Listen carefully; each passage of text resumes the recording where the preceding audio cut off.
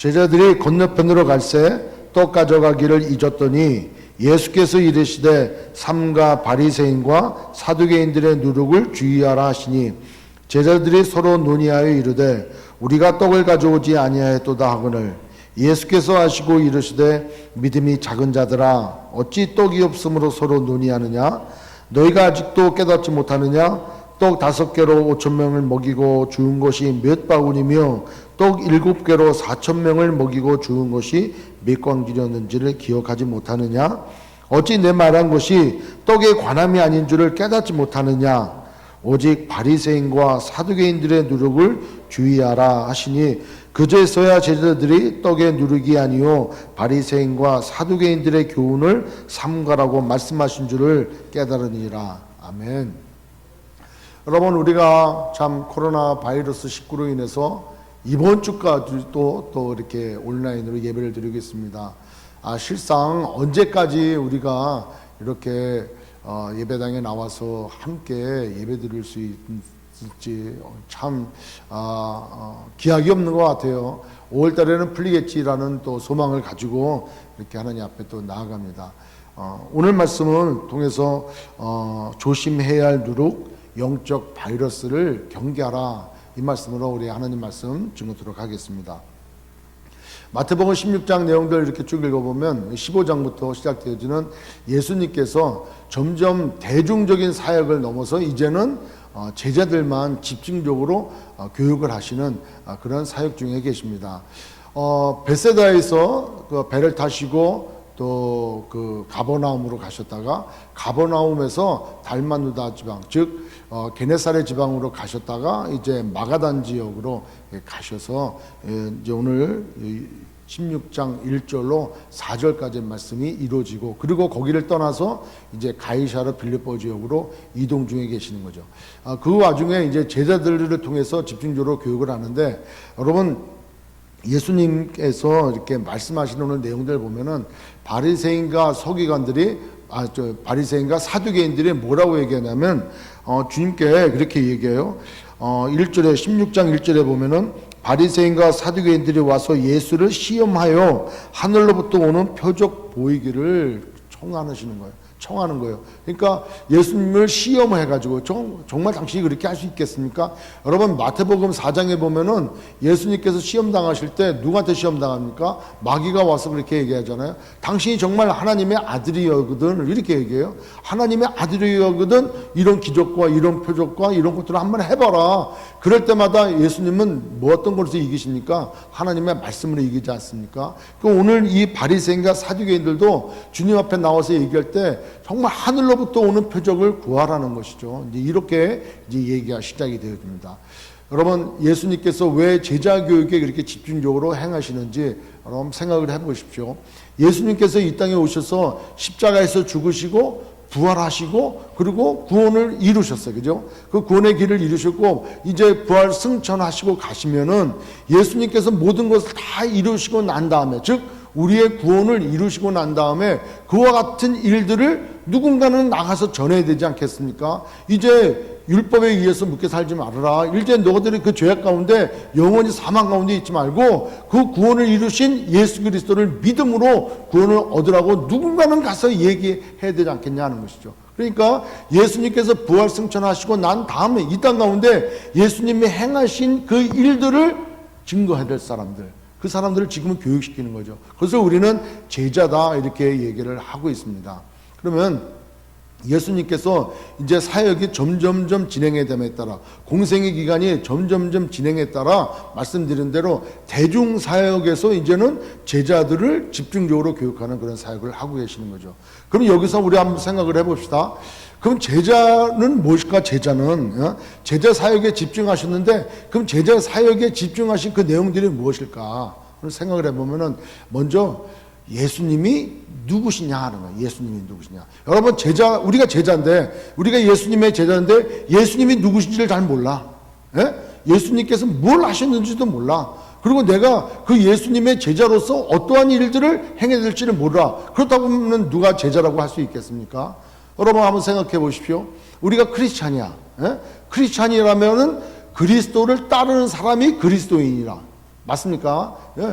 그러니까 우리가 예수님의 제자다라고 한다면 예수님이 누구신지를 알아야 돼. 그래서 16장 16절에 보면은 베드로가 그렇게 얘기하지 않습니까? 예수님이 물어봐요. 너는 나를 누구라고 하느냐? 너희들은 나를 누구라고 하느냐? 그러니까 시몬 베드로가 딱 대답하는 거예요. 뭐라고 얘기합니까? 주는 그리스도시요 살아계신 하나님의 아들이십니다. 이렇게 고백되어지는 거예요. 이야, 그 주님이 놀라셨지 않습니까?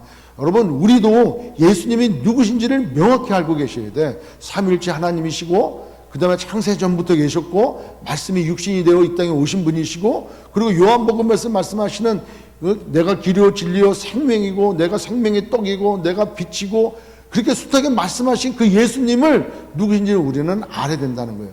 그걸 알지 못하면은 예수님의 제자다라고 얘기할 수 없는 것이죠. 그래서 예수님께서는 그 제자들을 이끌고 다니시면서 당신이 누구신지를 가르쳐 주시는 거죠.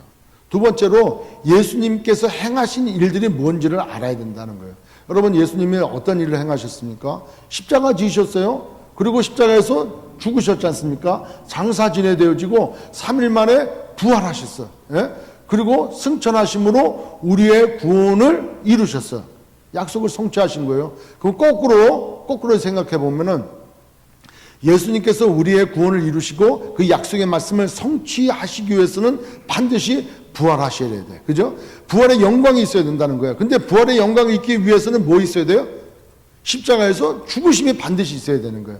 예수님이 반드시 십자가에서 죽으셔야 부활이 되고 부활하셔야 우리의 구원이 이루어진다는 것이죠. 자, 그렇다면 예수님은 죽으실 때, 십자가에서 죽으실 때 갑자기 이 일이 이루어졌을까요? 예수님이 알지도 못했는데 이 상황이 이상하게 돌아가네 하고 갑자기 이루어졌냐는 거예요. 아니죠. 성경에 보면 16장 오늘 읽었던 내용 본문 지나서 16장 21절에 가면은 그렇게 말씀을 해요. 16장 21절에 이때로부터 예수 그리스도께서 자기가 예루살렘에 올라가 장로들과 대제사장들과 서기관들에게 많은 고난을 받고 죽임을 당하고 제3일에 살아나야 할 것을 제자들에게 비로소 나타내시니라. 예수님께서 어떠한 일들을 행하실 것인가를 알려주셨어. 죽기 전에, 예? 십자가에서 죽으시기 전에, 부활하시기 전에, 구원의 완성을 그렇게 이루시기 전에 벌써 제자들에게 말씀을 하셨다는 거예요. 거기만 말씀하셨습니까? 17장 22절로 23절에도 말씀하셨고, 더 나아가 20장 18절로 19절에도 말씀하셨어요. 그러니까 세 번이나 주님은 제자들에게 당신이 어떻게 십자가에서 죽으실 것이고 또 3일 만에 부활하실 것이며 또 그렇게 해서 구원을 이루실 것에 대해서 미리 말씀을 하셨다는 거예요. 여러분, 여기서 이게 중요합니다. 예수님은 어느 날 갑자기 죽으신 게 아니에요. 어느 날 갑자기 싫은데 그렇게 죽으신 게 아니라 예수님은 그와 같은 일들이 있을 것을 미리 아셨다는 거예요. 아시면서도 그 일들을 자발적으로 또 우리를 위해서 그 일들을 행하셨다는 것이죠. 아멘. 예, 그렇다면은 예수님은 자기의 뜻이 아니라 하나님의 뜻대로 하나님의 계획 가운데 하나님 말씀에 순종하여 그 사명을 감당하셨다는 것이죠. 죽을 거를 뻔히 아셔. 그 고난을 당할 것을 뻔히 아셔. 그럼에도 불구하고 그 일들을 행하셨다는 거예요. 그래서 예수님께서 뭐라고 기도하셨습니까? 아버지요, 내 뜻대로 마옵시고 아버지의 뜻대로 되기를 원한다는 거예요. 그러니까 예수님은 이 땅에 오셔서 철저히 순종하신 거예요. 아니, 최초의 계획 때부터 하나님의 그 사명 따라 철저히 순종하시고 그 일을 이루셨다는 것이죠. 그것이 예수님께서 행하셨다는 거예요. 그러면 제자는 예수님이 누구신지 알아야 될 뿐만 아니라 예수님께서 이 땅에 오셔서 하신 일들이 무엇인가를 어떤 사역을 하셨는가를 알아야 된다는 거야. 그렇다면은 제대된 우리는 어떠한 삶을 살아야 되는 것도 알아야 되겠죠. 그렇지 않습니까? 예수님의 제자인데 딴 사람 말을 들어. 예? 소명교회인데 다른 교회 사명을 따라가. 이게 말이 안 되잖아요. 그렇지 않습니까? 아니, 담임 목사님 이광호 목사인데 다른 목사님 말씀 따라 살아가. 예? 이게 말이 돼, 안 돼? 대답을 다 안 된다는 대답이 들리는 것 같아요. 그렇지 않습니까? 예수님의 제자는 예수님 말씀 따라 살아가는 것이 예수님의 제자인 거예요. 맞습니까? 따라서 예수님께서는 그 말씀에 철저히 순종하고, 즉 하나님 말씀에 철저히 순종하고 자기 뜻을 내리고 그 하나님 말씀에 순종해 그 뜻을 이뤘다는 거예요. 따라서 제자의 길은 예수님이 행하신 일들과 차이 없이 그 길을 따라가는 삶이 되어지는 거예요. 그게 바로 뭡니까? 십자가의 죽음과 자기를 부인하고 십자가에 죽는 것. 그래서 우리가 읽었던 16장 또 본문 내용 중에 24절 한번 보죠. 16장 24절에 예수님이 뭐라고 말씀하셨는가 보면은, 이에 예수께서 제자들에게 이르시되 누구든지 나를 따라오려거든, 이것은 제자가 되는 거 아닙니까? 그러니까 따라오려거든 누구든지 나에게 순종하고 내 뜻대로 내게 제자로서 나를 따라오려거든 첫 번째 뭐라 합니까? 자기를 부인하라는 거예요. 여러분, 예수님께서도 자기를 부인하셨어요. 아버지여 내 뜻대로 마옵시고 아버지 뜻대로 하옵소서. 자기를 부인하셨어요. 자기가 하나님이시고 자기가 충분히 그를 이길 수 있음에도 불구하고, 거부할 수 있음에도 불구하고 자기를 철저히 부인했어요. 그래서 우리를 보고도 우리를 부인하라는 거예요. 내 뜻대로 마옵시고, 내 계획대로, 내 생각대로, 내 의지대로, 내 마음대로 그렇게 하지 말라는 거예요. 자기를 부인하고 주님의 말씀에 따라서 순종하고 살아가는 거예요. 믿으십니까? 그리고 자기 십자가를 지고 따르라는 거예요. 자기 십자가. 여러분, 우리 십자가가 무엇입니까? 여러분, 예수님께서 십자가는 온 인류의 구원을 위하여 당신의 몸을 십자가에 죽으셨지 않습니까? 그리고 부활하셨잖아요. 그러니까 자기의 십자가가 있다는 거예요. 고난과 고통 당하시고 십자가에서 죽으신 하나님이신 그분이 우리의 구원을 위해서 이루신 그 길들, 따라서 우리도 우리의 십자가는 뭐 집에서 내가 해야 될 일이 뭐 내 십자가고, 그게 자기 십자가 아니라니까. 주의 영광을 위하여 하나님께서 우리 각 사람을 부르신 부름의 목적대로 무엇입니까? 성령이 너희에게 임하면 어디까지? 땅끝까지 나가 주의 증인이 되어야 되는 그런 삶. 마태복음 28장의 대위임 사명에도 마찬가지 우리에게 부어주신 그런 사명이 있다는 거예요. 그 십자가를 지고 자기를 부인하고 그 일들을 이뤄가는 삶. 그게 제자의 삶 아닙니까? 그 제자의 삶인 거예요. 그렇게 제자의 삶은 어떠한 거라는 것, 이것을 가르치시면서 이제 여기에 우리 오늘 보면은 5절에 제자들이 건너편으로 갈새, 이렇게 예수님께서 제자들을 데리고 아까 말씀드린 대로 벳세다에서 배를 타고 가버나움으로 가시고, 가버나움에서 사역을 하시고, 그 다음에 게네사렛으로 가시고, 거기서 다시 마가단 지방으로 가셨다가 거기서 건너편으로 가시는 거예요. 그 나중에 보면은 이제 가이사랴 빌립보 지역으로 가시죠. 거기서 이제 베드로의 고백을 또 들으시지 않습니까? 그 여정 가운데 그때 유월절이 걸려 있을 때도 마지막에는 유월절 내려가지 않으셔요. 그리고 마지막 유월절 때 이제 내려가지 않습니까? 그 기간 동안에 제자들에게 집중적으로 당신이 누구신지, 또 어떤 삶을 또 사셔야 되는 건지, 또 너희들은 어떻게 그 일들을 이뤄 나가야 될지를 집중적으로 교육을 하고 계시는 거죠. 자, 그렇게 해서 오늘 말씀처럼 그 배를 타고 건너편으로 갈 때 제자들 사이에 논쟁이 있었어요. 어떤 논쟁이 있었냐면, 떡을 안 가져왔는데, 떡을 안 가져온 거예요. 배를 타고 지금 장거리를 어디로 가는지 모르는데 우리에게 떡이 없는 거예요. 그러니까 우리끼리 이렇게 얘기하면은, 야, 떡 가져왔어? 없어. 야, 확인해봐. 떡 얼마 된다. 마가복음 8장 24절에는 딱 나와. 떡이 하나밖에 없어. 이거 다 찾아본 거예요 지금. 야, 가방 뒤져봐. 열어봐. 그러니까 없어. 떡이 딱 하나밖에 없다고 나와. 여기서는 갈새 떡 가져가기를 잊었더니, 너무 바쁘고 너무 말씀 듣고 뭐 이러다 보니까 이게 떡 가져오기를 이게 지금 잊어버린 거예요. 그러니까 마가복음 8장 24절 말씀처럼 하나밖에 없는 걸 발견했어. 누구야? 야, 이거 떡 담당은 누구야? 떡 가지고 이거 책임질 사람이 누구냐고, 이게 막 할 때 주님이 아마 들으신 것 같아. 그래서 그 소리를 들으시고 그 떡을 가지고 이렇게 제자들을 교육을 하시는 걸 볼 수 있어요. 그래서 예수님께서 뭐라고 했습니까? 삼가 바리새인과 사두개인들의 누룩을 주의하라. 아니, 떡 가져왔어 안 가져왔어 이렇게 자기들끼리 서서 얘기하고 막 그러는데, 갑자기 주님이 너희들 바리새인과 사두개인들의 누룩을 주의하라 이렇게 말씀하시니까 어떤 생각이 들겠습니까? 제자들 수준에서 바리새인들과 사두개인에 의해서 이렇게 매매가 되어지는 떡, 이런 거를 사지 말라고 하시는 모양이구나. 뭐 그때 혹시 너희들 가져왔냐? 이렇게 물어보는 것 혹시나 아닐까? 그나마 안 가져왔는데 이렇게 이제 논쟁이 벌어졌어요. 그러니까 7절에 제자들이 서로 논의하여 이르되 우리가 떡을 가져오지 아니하였도다 하고는, 이 얘기는 뭐예요? 실망도, 염려도, 걱정도. 이거 배고파서 어떡하지? 응? 사역하다가 또 굶어? 이거 또 굶어야 되는 거야? 뭐 이런 얘기가 나올 거라는 거예요. 예? 오늘 교회 나와서 오늘 점심 뭐야? 점심 오늘 안 나오나? 점심 준비됐대?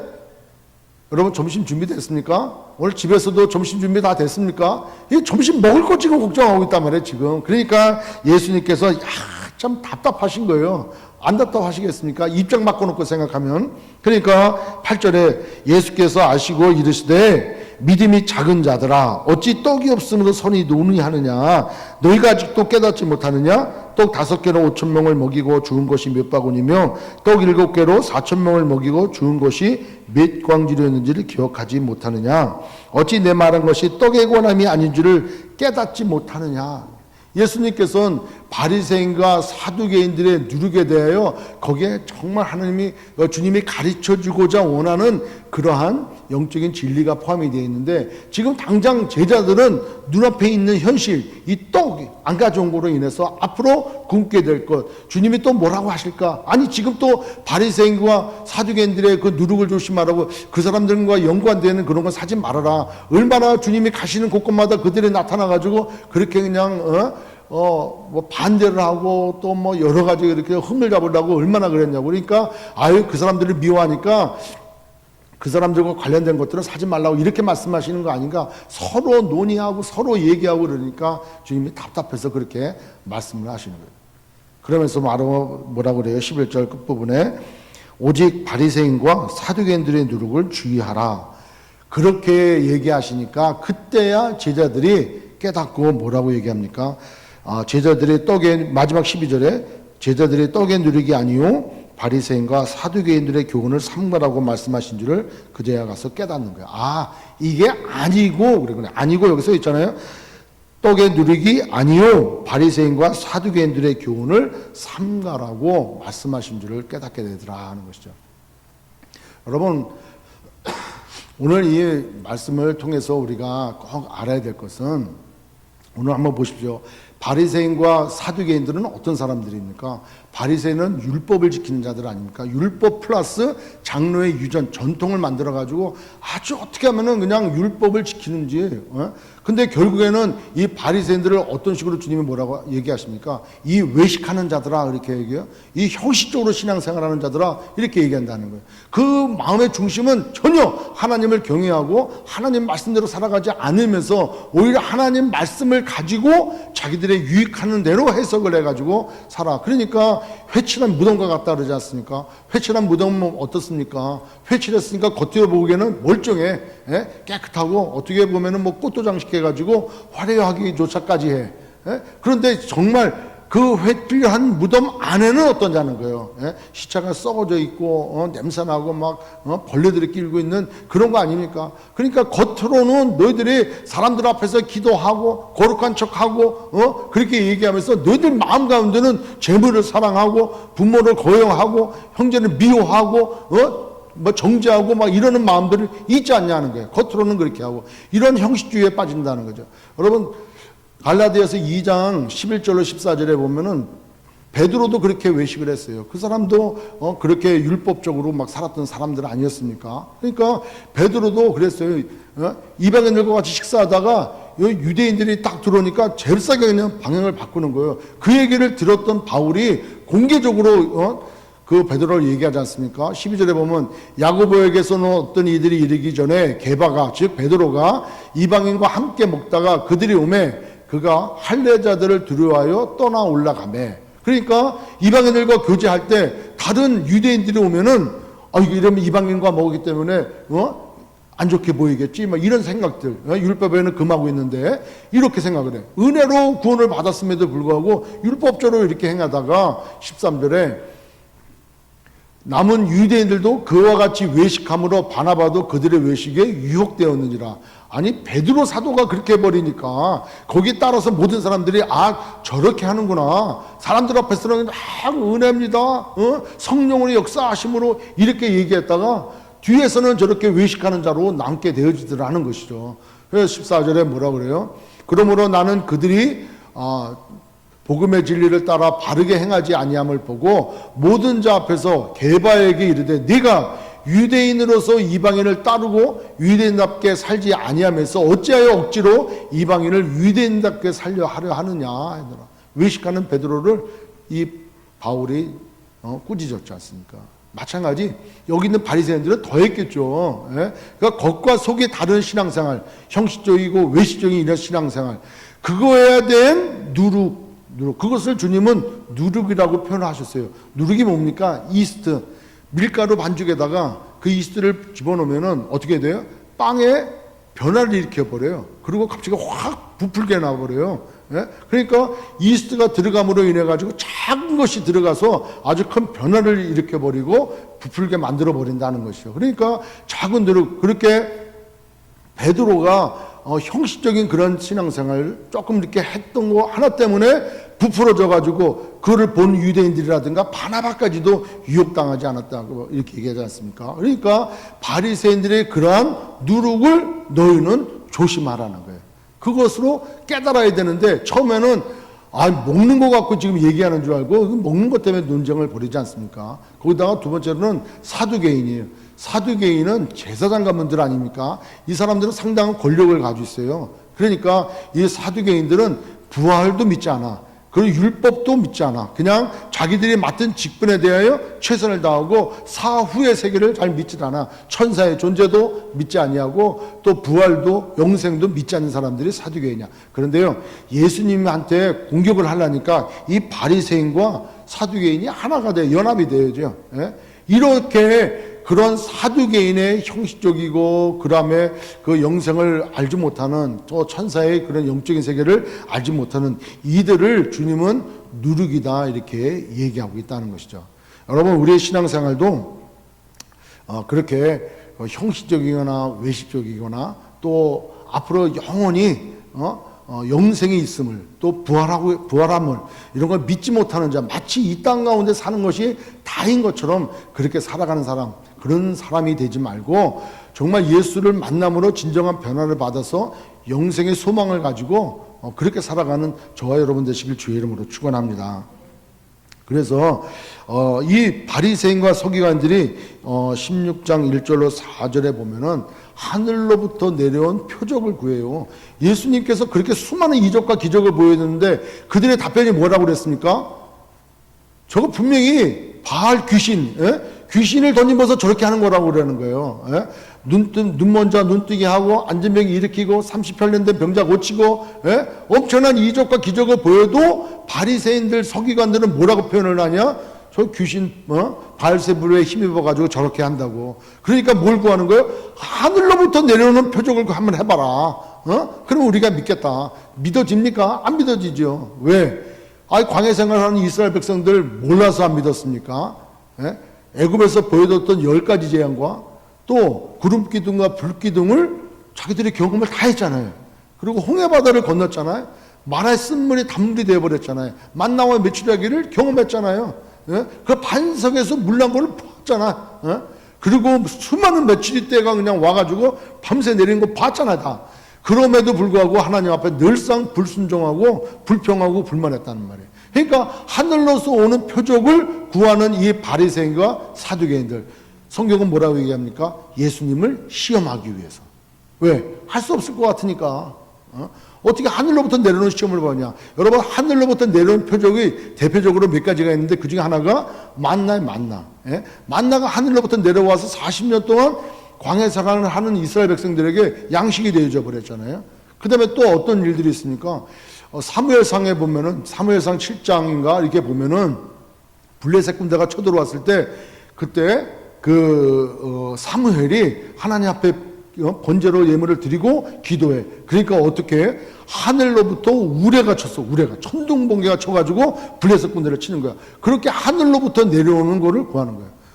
또 하나 우리가 여호수아에서 보면은 여호수아가 그 기본 전투할 때 얼마나 정말 기본 전투에서 막 엄청난 성과를 이룹니까? 그때 여호수아가 뭐라고 하나님께 구합니까? 기본 후에 해와 달을 멈추게 해달라고. 그래서 낮에 기본에 하늘에 해가 멈추고 아일란 골짜기에서 달이 멈추는 이 엄청난 사건이 일어나지 않습니까? 그러니까 하늘로부터 내려온 이런 표적도 당신도 한번 해보라는 거예요. 당신도. 그러니까 예수님이 뭐라고 얘기했습니까? 이게 두 번째예요.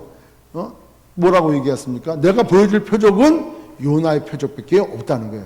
요나는 어떤 표적입니까? 물고기 뱃속에 들어갔다가 3일 만에 나오는, 예수님께서 죽으시고 장사 지냈다가 3일 만에 부활하실 것을 말씀하시면서 그 표적밖에 너희들에게 보여줄 거 없다는 거예요. 그러니까 그렇게 표적을 구하고 그렇게 하나님이 하나님 되심을 증거하고 나타내라고, 지금 시대도 그렇게 얘기했잖아요. 하나님을 보여달라는 사람이 있어요. 예?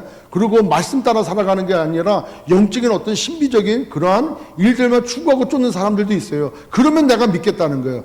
정말 믿어질까? 아니에요. 우리 신앙생활 가운데 이적과 기적을 얼마나 체험했습니까? 예? 자기들 삶에 뒤돌아보면은 다 간증거리가 하나씩은 다 있어요. 조그만 거라도 있어요. 그런데 그 간증거리가 우리가 할 수 없는 것들이 얼마나 많은지 몰라요. 근데 놀라운 이적과 기적을 보면서 하나님 앞에 100% 헌신합니까? 그렇게 하나님 말씀대로 살아갑니까? 안 되는 거예요. 그러면 뻔히 주님은 아셔요. 그러니까 이 음란만 하고 폐역한 세대라고 말씀하시지 않아요? 그렇게 바리새인들, 사두개인들 형식적으로 외식적으로 또 부활의 소망도 없이 그냥 이 땅에 사는 것이 마치 다인 것처럼 살아가는 그들을 경계하라는 거예요. 조심하라는 거예요. 저는 오늘 이 말씀을 이렇게 묵상하면서 제 마음 가운데 왔던 그런 메시지가 있었어요. 뭐냐면 우리에게 있어서의 누룩은 무엇일까 하는 거예요. 우리에게 있어서 누룩은 무엇일까? 우리가 평상시 우리의 삶을 산다면은 우리에게도 또 생각해봐야 될 여러 가지 누룩이 있을 거예요. 주님도 이 시대를 살아가는 우리들에게 삶과 바리새인과 사두개인들의 누룩을 조심하라 하실 정도로 이 세대에 너희들의 삶과 주의해야 될 누룩이 무엇인지 알고 그 다음에 깨달아서 제자로서의 올바른 삶을 살으라, 이렇게 말씀하실 것 같아요. 아까 제자 사역에 집중하셨던 그 제자 사역이 바로 뭐였습니까? 예수님이 누구신지, 예수님이 어떤 일들을 행하셨는지, 그리고 우리가 해야 될 일이 뭔지, 우리가 받은 복음이 무엇이고, 복음 받은 자로서 변화되어져 이제 예수 그리스도를 따르는 자, 그 제자가 되어져서 우리가 무엇을 위해서 살아야 되는지를 우리가 명확히 깨닫지 못한다면은 우리 앞에 어떤 환경이 펼쳐져 있다 할지라도 우리는 하나님 앞에 죄진 인생밖에 될 수 없다는 거예요. 아멘. 따라서 오늘 우리 삶 가운데 그렇게 믿음이 주님께서 말씀하신 것처럼 정말 떡밖에 생각 못하는 이런 제자들, 즉 믿음이 작은 자들이 되지 말고 정말 주님이 원하시고 주님께서 우리에게 허락하신 그 일들을 이뤄나가 영광 돌리시는 저와 여러분 되시길 주의 이름으로 축원합니다. 여기서 주님이 정말 믿음이 작은 자들아 그래요. 믿음이 작은 자들. 찾아보니까 주님이 믿음이 작은 자들아 라고 했던 것이 한 5번 정도 있는데 중복된 거 빼버리니까 마태복음에 4번 정도 나와요.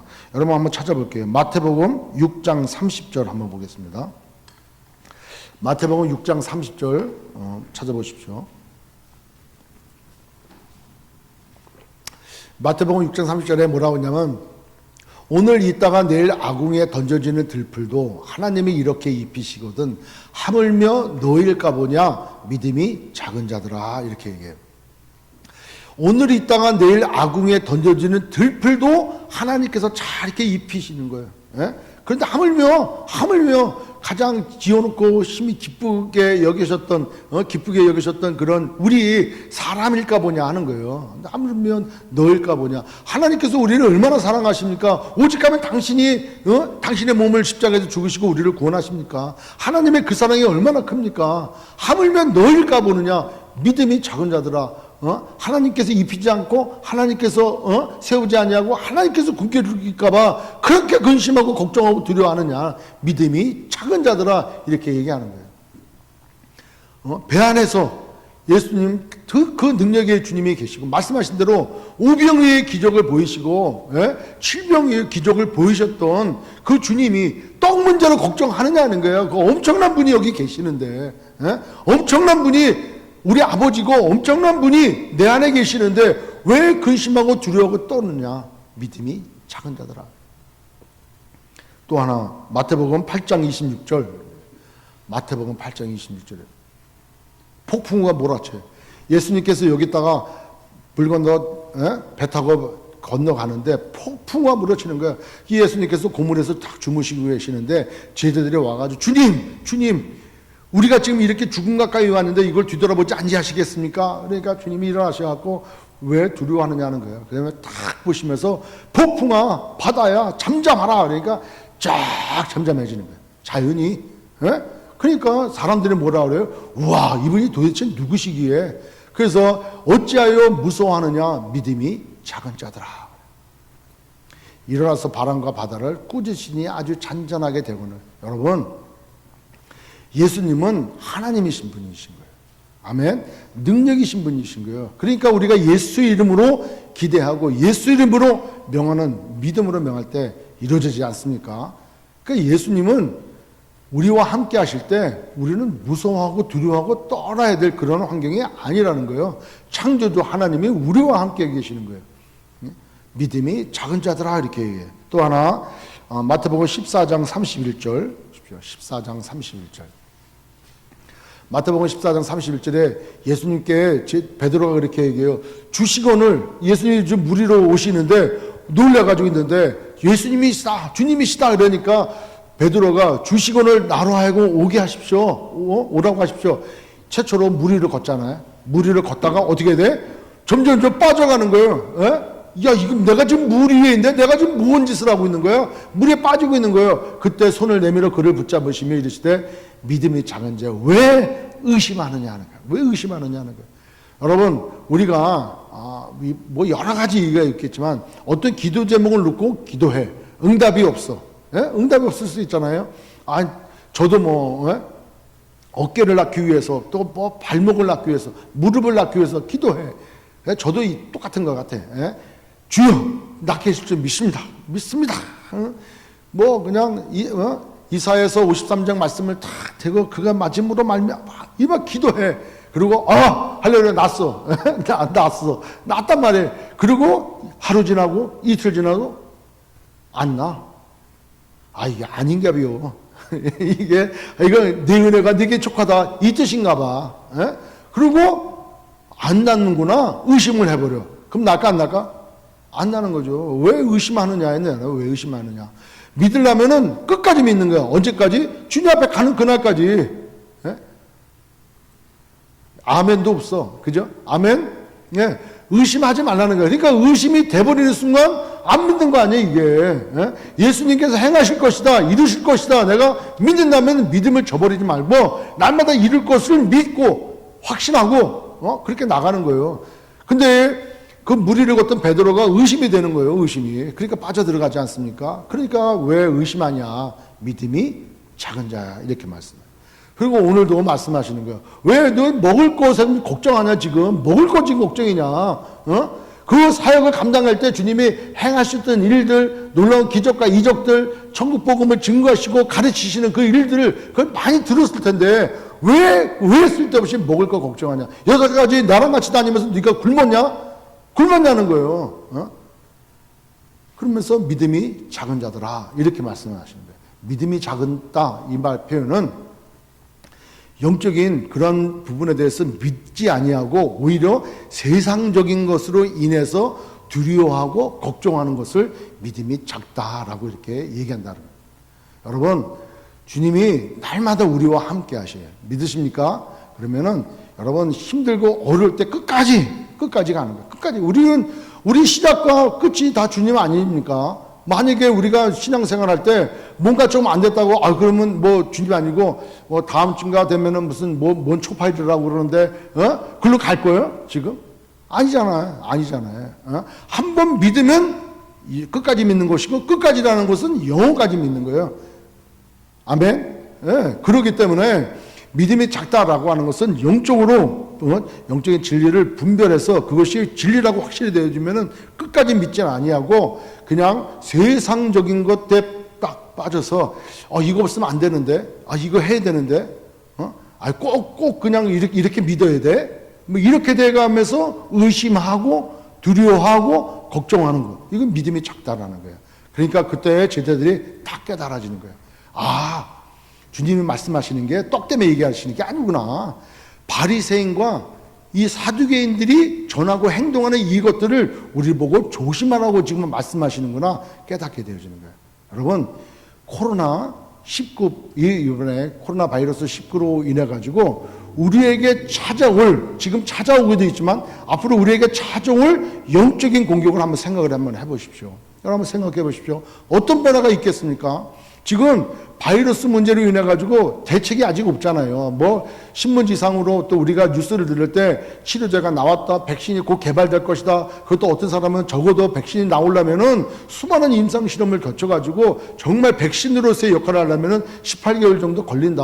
뭐 어떤 적어도 1년은 걸린다. 이게 정상화되려면 이게 진짜 마지막 때구나. 이렇게 이구동성으로 다 얘기하지 않습니까?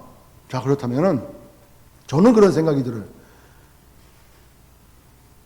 이 마지막 때라고 얘기가 자꾸 나오는 것처럼 또다시 재등장해야 될 이론이 종말론 아니에요, 종말론. 예? 종말론이 이상하게 엉뚱한 종말론 가지고 사람들 위협하고 사람들 공격할 거 아니겠냐는 거예요. 안 그러겠습니까? 종말론 이게 다시 들었습니다. 그리고 수많은 사람들이 이게 맞다 저게 맞다 다 얘기하는 거예요. 이게 하나님의 음성이고 뭐 저게 하나님의 음성이고. 여러분, 직통계시 없습니다. 저는 그렇게 믿어요. 직통계시 없습니다. 왜? 성경 다 주셨잖아, 하나님께서. 약속의 말씀을 다 주셨단 말이에요. 예? 근데 어떻게 또 직통계시가 나옵니까? 그러니까 그렇게 내어진 이단들이 얼마나 많아요. 그러니까 이단들이 더 많아져, 더 흉행하게죠. 왜 더 흉행하게지는지 아십니까? 저는 그 생각이 들어요. 어느 분들도 이렇게 그런 말씀 하시더라고요.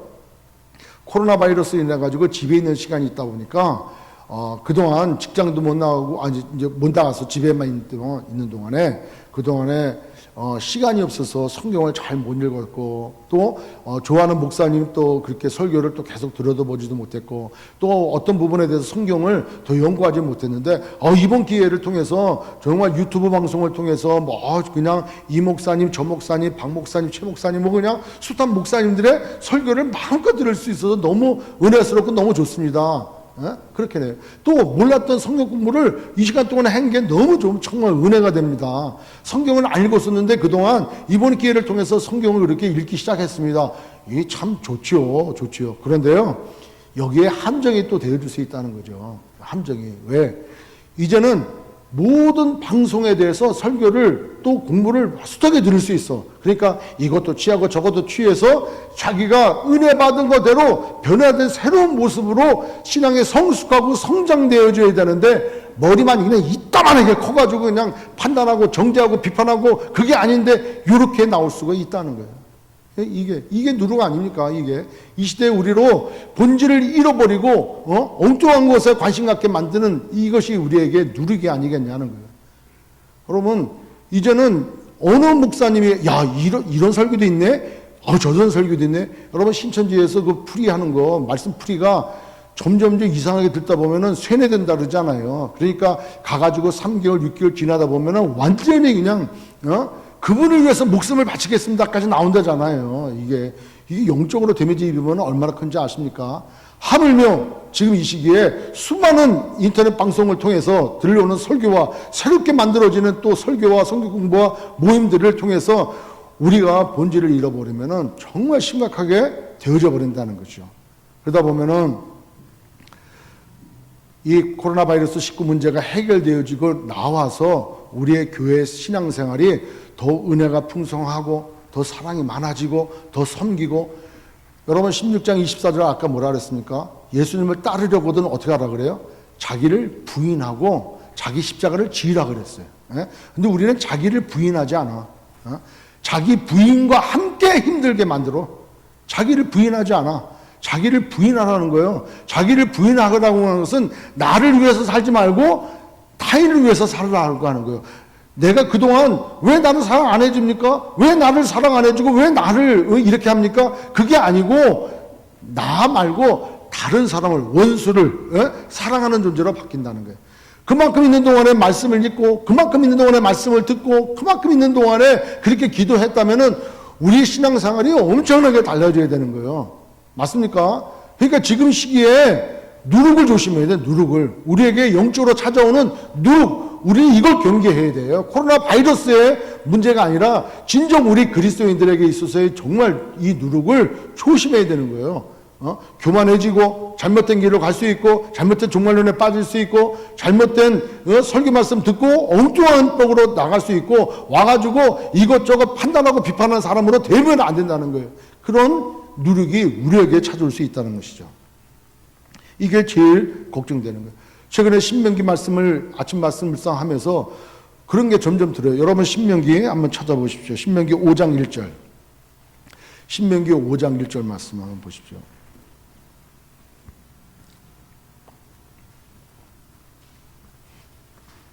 우리 함께 있습니다. 모세가 온 이스라엘을 불러 그들에게 이르되 이스라엘아 오늘 내가 너희 귀에 말하는 규례와 법들을 듣고 그것을 배우며 지켜 행하라 그래. 하나님의 말씀을 듣고 하나님의 말씀을 배우고 하나님의 말씀을 지키며 하나님의 말씀을 행할 때 여러분 그것을 하나님께서 의롭게 여겨주시는 거예요. 신명기 6장 21절 이하에 보면은 그 자녀들에게 부지런히 가르쳐야 될 뿐만 아니라 그렇게 자녀들도 하나님의 말씀을 지키고 행함으로 말미암아 하나님을 경외하게 되어지고 또 하나님 앞에 그 말씀대로 순종하는 삶이 되어질 때 하나님은 우리가 그것을 하나님 앞에 의롭게 여기시를 받는다는 거예요. 그러니까 우리는 이 기간을 통해서 하나님의 말씀을 잘 읽을 뿐만 아니라 올바른 말씀을 배우고 그 말씀대로 지키고 행하는 삶을 살아야 된다는 것이죠. 성령 충만하다는 얘기는 자기 자신이 완전히 부인되어지는 삶을 얘기하는 거예요. 성경을 많이 알면 알수록 자기를 부인하게 되어진다니까. 알기 때문에 판단하는 게 아니고 알기 때문에 비판하는 게 아니고 알기 때문에 정죄하는 게 아니고 알면 알수록 자기 자신을 비우고 이웃을 사랑해야 된다는 거예요. 아멘. 잘못되어지면은 이 기간 동안에 정말 우리에게 있어서 아주 교만의 극치로 갈 수 있는 길과 아니면 성령 충만해서 정말 주님을 따르는 제자의 삶이 될 수 있는 길과 양다냐. 이것도 저것도 아닌 사람은 그냥 그 신앙이 그거고, 이런 누룩에 우리가 조심해야 된다는 것이죠. 여러분, 특별히 이 기간 동안에 아까 말씀드린 대로 복음이 무엇이고, 제자가 누구고, 또 예수님이 누구시고 어떤 일을 행하셨어. 그래서 나는 어떤 삶을 살아야 되는지를 정말 명확하게 정립되어지는 그런 시간이 되어주시기를 주의 이름으로 축원합니다. 아멘. 주님이 말씀하셨어요. 어찌 내 말하는 것이 떡에 관함이 아닌 줄을 깨닫지 못하느냐. 오직 바리새인과 사두개인들의 누룩을 주의하라. 마태복음 4장 4절에 이 돌들로 떡덩이가 되게 하라. 이렇게 마귀가 유혹할 때 예수님이 말씀으로 얘기해요. 하나님의 입으로 사는 거래요. 사람이 떡으로 살 것이 아니요 하나님의 입으로 나오는 모든 말씀으로 살 것이라. 신명기 8장 3절의 말씀을 인용하시면서 이 말씀을 하시는 거예요. 하나님의 말씀으로 살아가는 거예요. 아멘. 우리의 삶은 떡으로 사는 게 아니야. 세상 환경적인 것 때문에 살아가는 게 아니야. 폭풍과 몰아치고 자연이 막 재해를 불린다 할지라도 주님은 잠잠하라니까 잠잠되어지는 거예요. 하나님의 말씀으로 살아가는 거예요. 우리의 신앙생활 가운데 우리가 특별히 경계해야 될 것은 코로나19도 우리가 경계해야 되겠지만 더더욱 경계해야 될 것은 그리스도인으로서 정말 우리에게 찾아오는 여러 가지 영적인 수많은 누룩들이 있을 텐데 그것을 어떻게 분별하고 그것을 어떻게 잘 맺고 끊어버려서 본질 하나님의 말씀, 복음, 예수 그리스도, 십자가, 부활 이거 갖고 살아가느냐 하는 것이죠. 여러분 그렇게 살아간다면은 삶으로 드러내시기 바랍니다. 삶으로 드러나지 않는 것은 바리새인과 사두개인처럼 형식적이고 외식적이지 않습니까? 저도 마찬가지, 우리 모두가 마찬가지. 정말 그리스도인으로서 그리스도를 따르는 제자로서 우리 그리스도인은 크리스찬이라고 하는 것은 그리스도를 따르는 자 아닙니까? 크리스찬으로서 그렇게 살아야 돼요. 주님은 그것을 우리에게 요구하시는 걸 거예요. 그것은 우리의 힘으로 안 돼요. 누구의 힘으로 돼야 됩니까? 성령께서 오셔서 예수가 누구신지 알려주시고 깨닫게 해주셔야 돼요. 성령께서 오셔서 우리 심령 가운데 오셔서 죄에 대해서 심판에 대해서 의에 대해서 깨닫게 하실 때 우리가 깨달을 수가 있는 거예요. 따라서 이럴수록 더더욱 기도하심으로 말씀 가운데 거하시며 성령 충만을 이루시고 성령 충만함을 입으면 정죄, 판단, 비판이 하지 않아요. 자기부터 변해. 자기가 변화되어야 돼. 자기가 변화되어야지 다른 사람이 변화를 되지 자기는 변화되지 않으면서 그 말씀 가지고 다른 사람을 자꾸 정죄하고 판단하지 말라는 거예요. 자기가 변화돼야 되는 거예요. 그게 누리기라는 거예요. 잘못된 누리기 들어가가지고 오히려 전체에 다 안 좋은 영향력을 미치게 되어준다는 것이죠. 오늘 말씀처럼 그렇게 우리 안에 역사하는 그 누리기 무엇일까? 내 신앙생활 가운데 누리기 무엇일까? 잘 분별해서 제하시고 오늘 주님 말씀처럼 하나님의 말씀, 그 생명의 말씀이 들어가 산자로서 또 하나님 앞에 영광 돌리고 한 주간도 승리하시는 저와 여러분 되시길 주의 이름으로 축원합니다.